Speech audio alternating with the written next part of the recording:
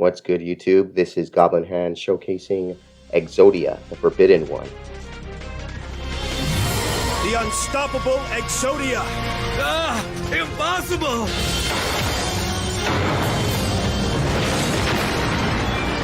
Exodia! It's not possible! No one's ever been able to call him! Exodia! Obliterate!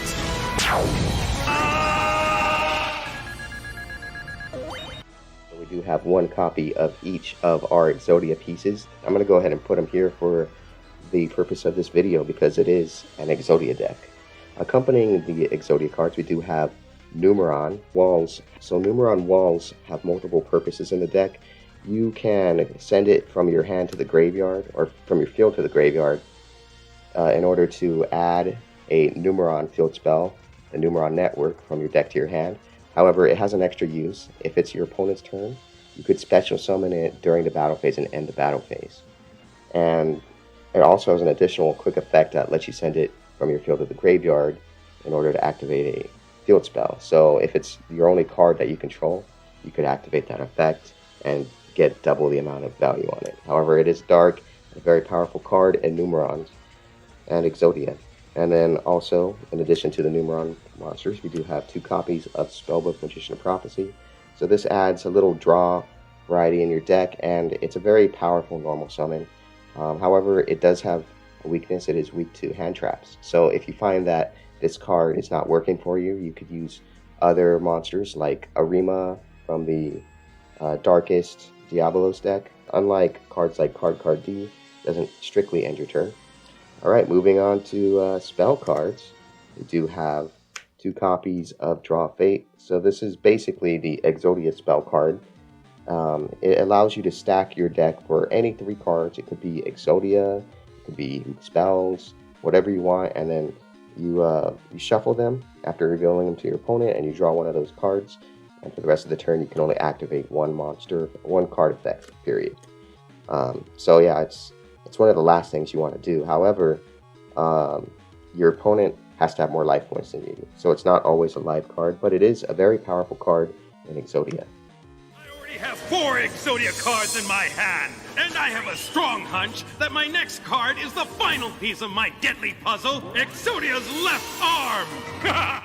And we do have the Numeron cards, so that's 3 copies of Numeron Network, 3 copies of Numeron Calling, and 3 copies of Memory of Fate. Sorry, Memory of Hope.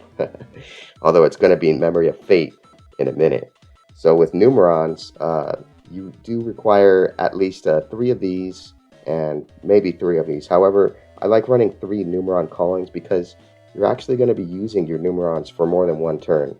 Every turn you basically draw 4 to 8 to 10 or 12 cards. So it depends on your hand, of course, but with multiple of these, you could do that on your next turn as well, and it gives you the ability to OTK a little easier too, using the Numeron monsters themselves. And even if you draw this card, you could still activate it from your hand. So as a brick, it's actually not the worst brick. However, this is one of the cards that you would add to your deck from YuGiOh.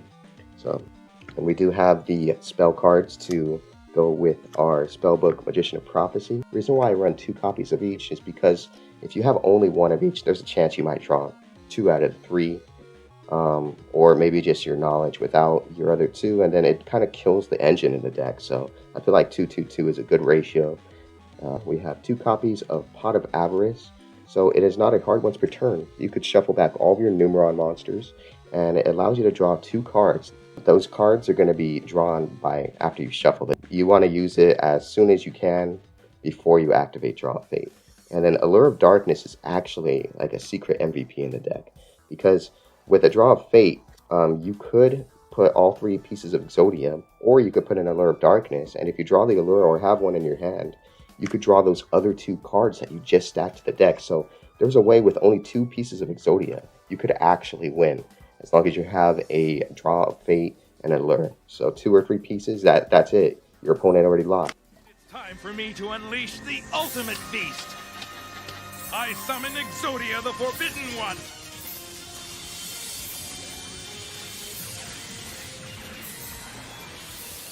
Exodia, obliterate! We also have one copy of Terraforming, one copy of Upstart Goblin, and one copy of One Day of Peace. So these are relatively self-explanatory, but One Day of Peace basically gives you an extra turn for free. It does give your opponent one card, but it is a deck thinner nonetheless.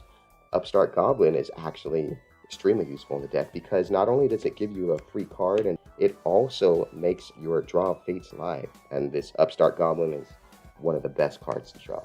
And then Terraforming is basically a deck thinner. It searches your Numeron spell, so it adds a little more consistency. And we do have one copy of Called by the Grave. Numeron Network can't be stopped by Ash Blossom because it sends the Numeron calling from your deck to the graveyard as a cost, not an effect, as well as summoning monsters from your extra deck. Ash Blossom can affect all of your other cards, such as Memories of Hope, Saryuja, your Spellbook cards, basically any of those, and you want them to be live and go off, so definitely you want a copy of Called by the Grave. And moving on to trap cards, we do have 3 copies of Solemn Strike and 3 copies of Torrential Tribute. So Solemn Strike actually has a little bit more utility in this deck because of the same reason of Called by the Grave. A lot of hand traps that do interrupt your plays might be like Ash Blossom, and Solemn Strike can actually negate the Ash. Well worth the 1500. With Torrential Tribute, you'll have a guaranteed empty field and completely stop your opponent. You could completely nuke the field and make room for your Numerons every turn. As long as you have a Torrential Tribute, you could blow up your own Saryuja, which is otherwise kind of hard to get rid of. Torrential is extremely powerful, not a hard once per turn, and it's really good right now. You could have 3 copies in your deck. You have no monsters to defend you. Looks like a whole new game.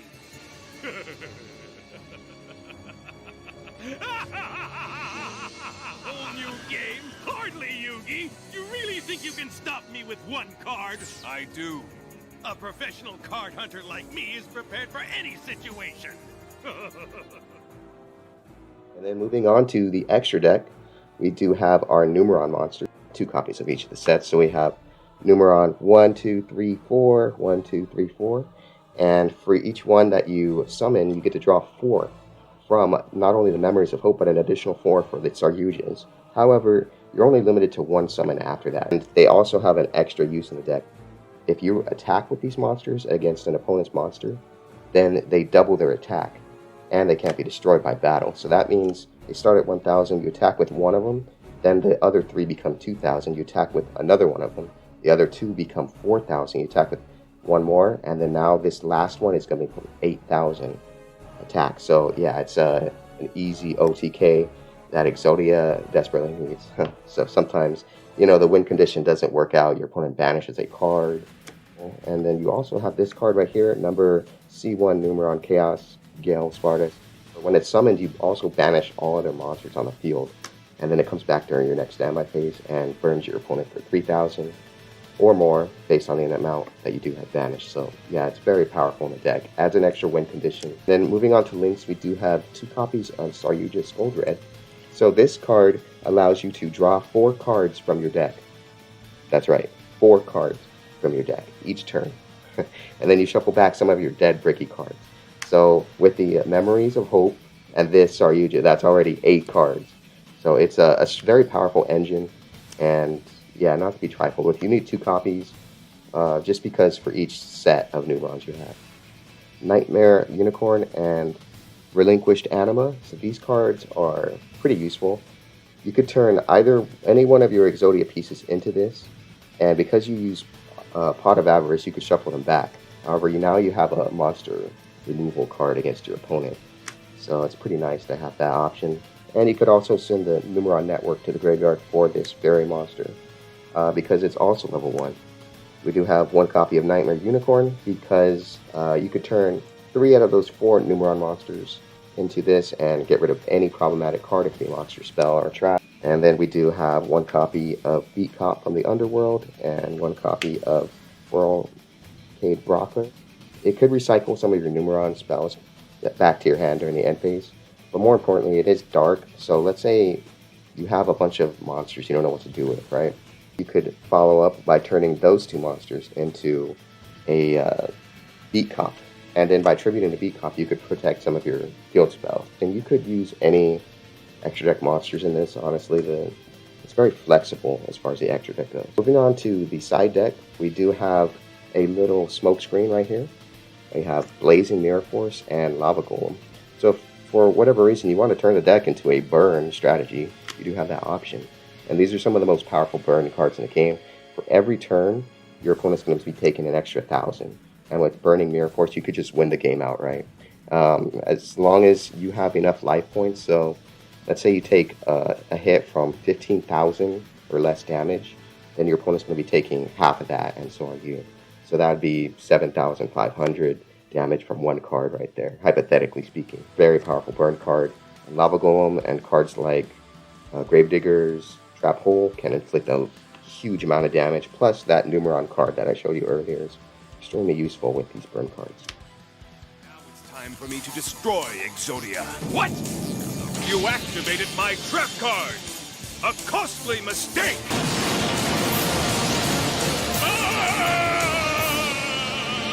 You can no longer draw all 5 pieces into your hand to summon Exodia. No, that's impossible! He found a way to stop the unstoppable Exodia! We have 3 copies of Nibiru, the Primordial Rock. But this acts as another form of torrential tribute, so to speak. You could activate it from your hand if your opponent's running a bunch of back row removal. But yeah, it basically gives you an extra turn, which is all you need to completely destroy your opponent. And then we also have 2 copies of Fantastical Dragon Phantasme.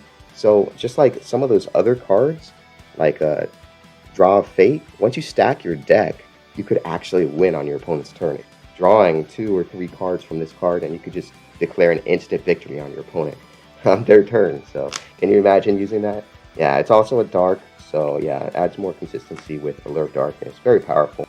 And I have a strong hunch that my next card is the final piece of my deadly puzzle, Exodia's left arm! And then against any other deck, we do have the traditional 3 copies of Mystic Mine and 1 copy of Metaverse. Originally, I was main decking these just as an alternative stall against your opponent. However, it adds a few bricks if you're using both field spells, even with the Numeron package. So, and that's pretty much it for this video. Thank you so much for joining me today. And just remember to always say, Exodia! Obliterate!